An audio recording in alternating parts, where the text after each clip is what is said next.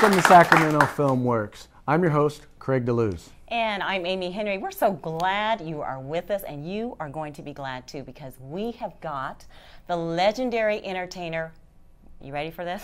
Triple threat, Ben Vereen. Stage, film, television. Actor, singer, dancer. Trust me, you don't want to miss this. No. Stay tuned.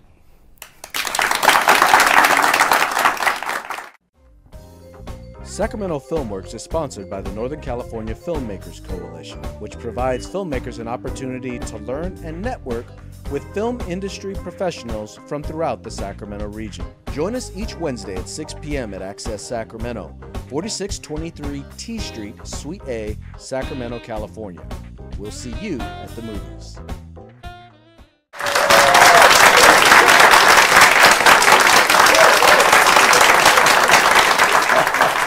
Welcome back, everybody.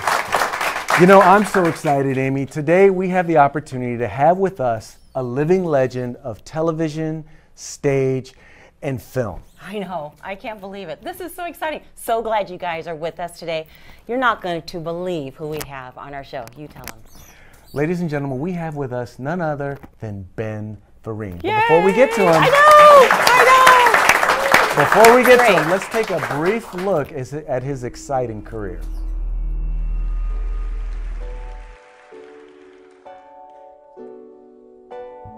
Life is just a bowl of cherries. Don't take it serious. Life's too mysterious. You work, you save, you worry so, but you can't take the dough when you go home.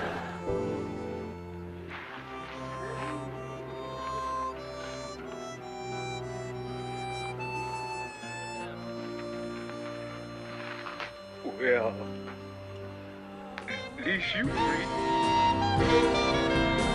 Live and laugh, laugh and love. Wait. Come on. At it all.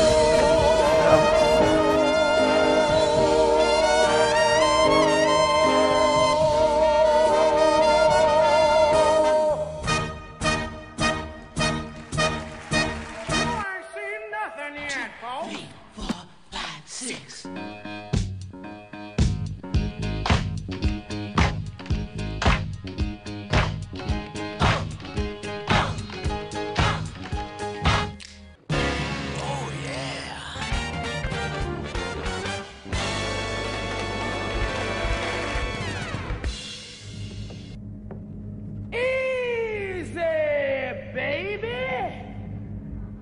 You're on the ride.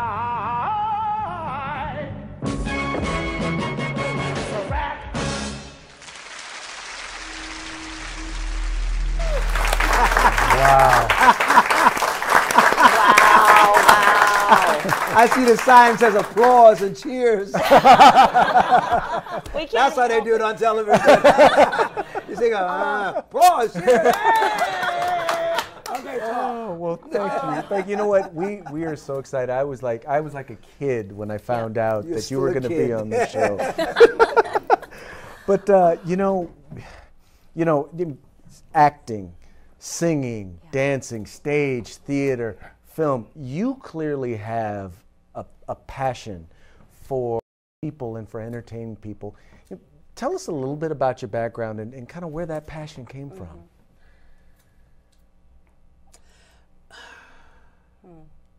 The passion is within us all. It's when we awaken to it that it begins to form and shape itself in our lives. We have passions in all sorts of ways, but mine was called forth to be upon the American stage of theater. I started my passion actually in church, singing with my godmother. And that led me towards the direction I was going, which is the performing arts. So that passion I came with that. We all come with that passion. No matter how you're going to go through your life, you got to have a passion. And so mine was just, I've been blessed to be recognized for what I do. You know, we are all in that passionate valley, if I may, as we begin to climb out into our lives, and people go, wow, he's an artist, he's a television host, he is a politician, he is a leader of a church, he is a community leader, he is a grocery maker. You know, it's all comes from a passion. If you love what you do, then you're giving back to your Creator what the Creator gave to you. It's called passion. And the longevity, Mr. Vereen, is just something to behold, because Thank you. especially in today's time and day, some folks, they just don't stick with it. No, they want to stick with it. They want But to. what happens It's is, true. like, you know, what we'll talk about later is the WTA, and we'll talk about the Yeah. Vereen Boot Camp, is what I try to instill in young people, that a lot of you will not be on stage, the American stage. But because you've opened up yourself to your creative aspect of who you are, wherever you go in life, you will make a change for people. You know, so don't be disappointed because you're not sitting in front of the cameras, or disappointed because you're not on the stage singing for millions of people. You're singing to millions of people in your beingness, just by showing up, by waking up in the morning and being in attunement with your time and who you are, and giving praise to your Creator. You're singing to billions of people.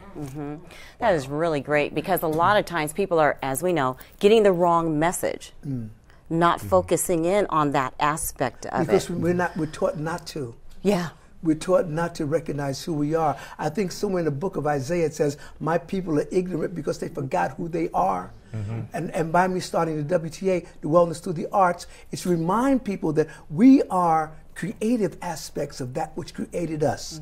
In my Bible it says, in the beginning God created. It didn't say, in the beginning God manufactured. Right. So therefore, we are creative aspects of that which created us. And when we recognize that, when we give praise to that which created us, then we have that longevity that we're looking for.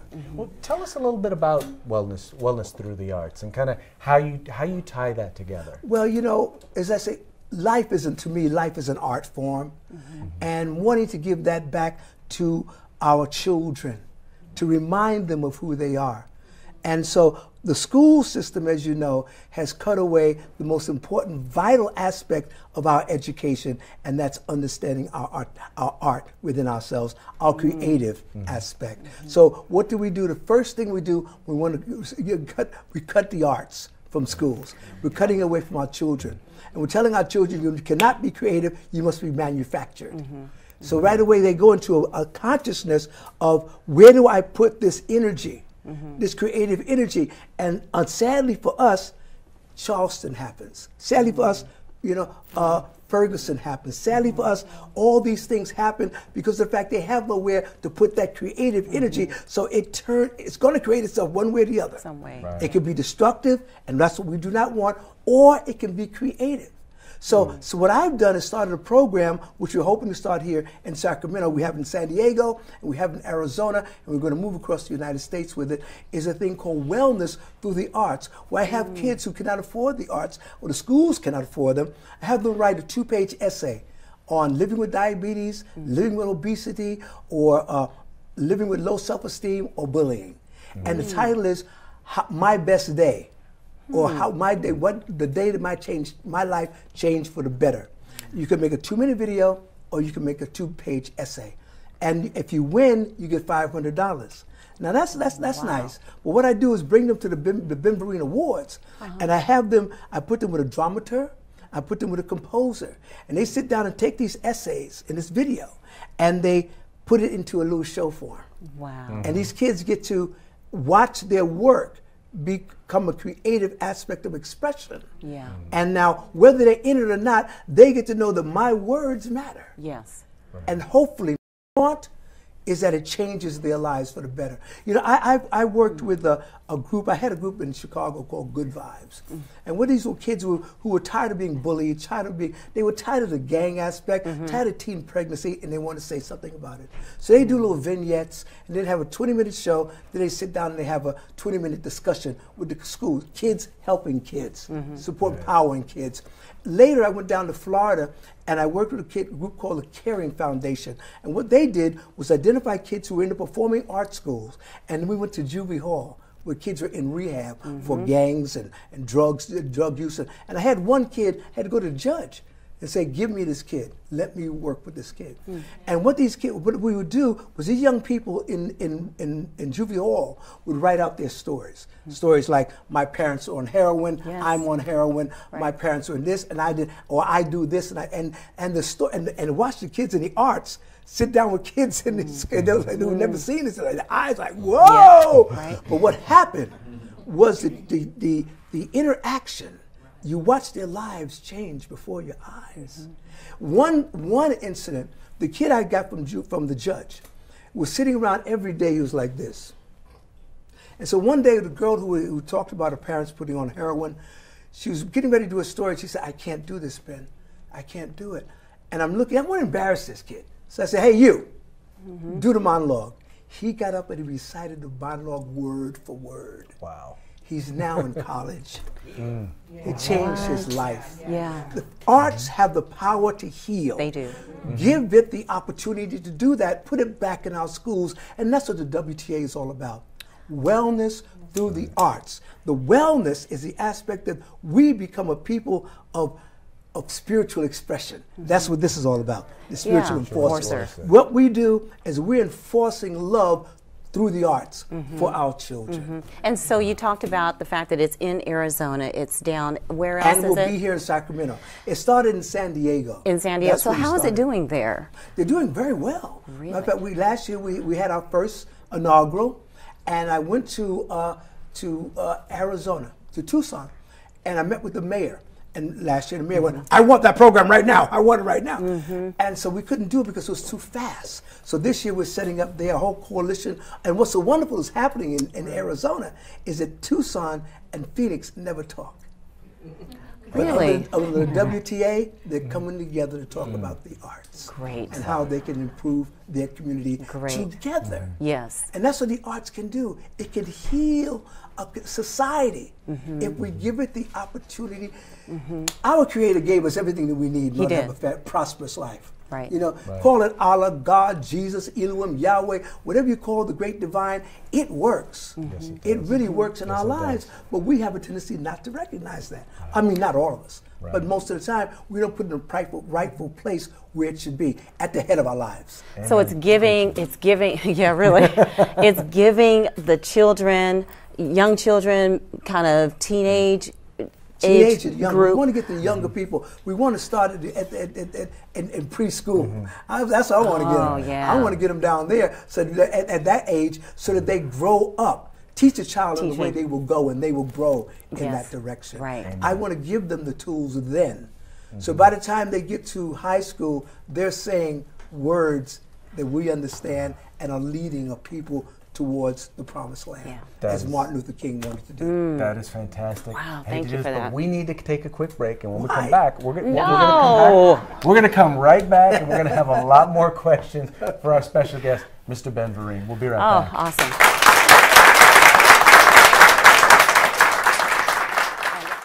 To become a part of our live studio audience and to meet and greet film industry professionals, visit our website at www.ncfc.tv.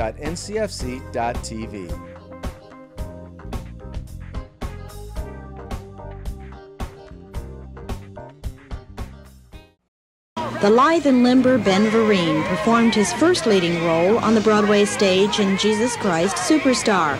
The show was a hit, and so was Ben. A second success followed with another Broadway show, Pippin. But it was Ben Vereen's Chicken George role in Roots that gained him instant stardom. Sometimes people called it an overnight success. An overnight success after 10 years in the business of doing show business. 15. 15, even longer.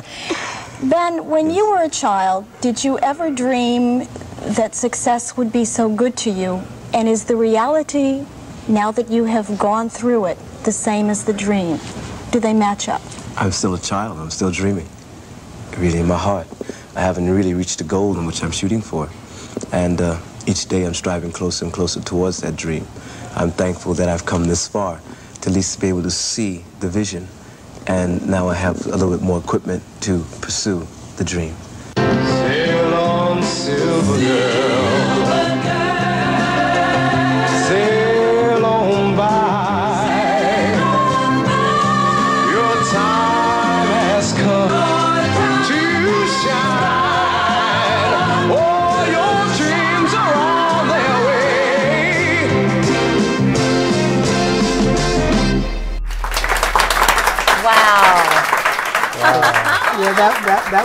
that was Trudy Terraferro.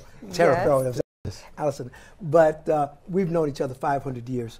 So thank you, Trudy. For that. Right. Trudy's here. She's actually in our audience. Oh, there she is. She's just wonderful. And Larry, NCFC's own. And her daughter's holding the applause over yes. there. Cheers and applause. Yes, yes. Wow. How do you feel? Well, this is just me. I just want to know. How do you feel when you see yourself, you know, in clips and years past? What, do you critique yourself? Yeah, I still do. Do you? Yeah, so I could have done that turn a little better. You know, I got to do that. No, that wasn't right. You can feel those moves inside. I can feel the moves inside, although I can't do them. But I can feel it. It's nice to have been able to say I did that. And have proof that I actually did that. Yeah. You know, because you could say, oh yeah, I should do 15 turns, and people go, yeah.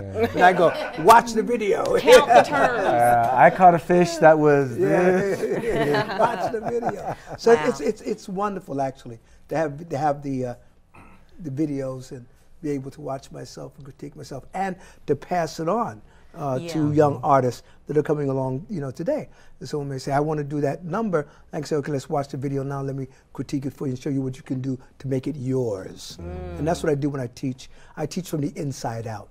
You know, people have a tendency to think that acting is an outside job. Yes, the writer writes it on the outside, but you must feel it on the inside. King Solomon said there's nothing different under the sun, meaning that, to me, my interpretation is that everything is the same under the sun. Feelings, emotions, anger, joy. You feel these things. There's nothing different about them. It's your environment and how you react to them. But the feelings are the same. My feelings today are my feelings, but the same feeling I'm having is joy and elation by being here with these people here in Taiwan. Someone's having the same feelings. And expressing it their way. Right. Yeah. Wow, that's a good point. Do you think as you do your art, do you find that getting in touch with those feelings, whether it's when you're singing or you're dancing or you're acting, that helps you get kind of in touch with the emotions of that particular piece? I think so. It has to. You know, being present. Right. Being present. And the thing about now, that's just easy for me to say it. Yeah. But you know, the monkey mind is another thing. Right. You know, we all have the monkey mind.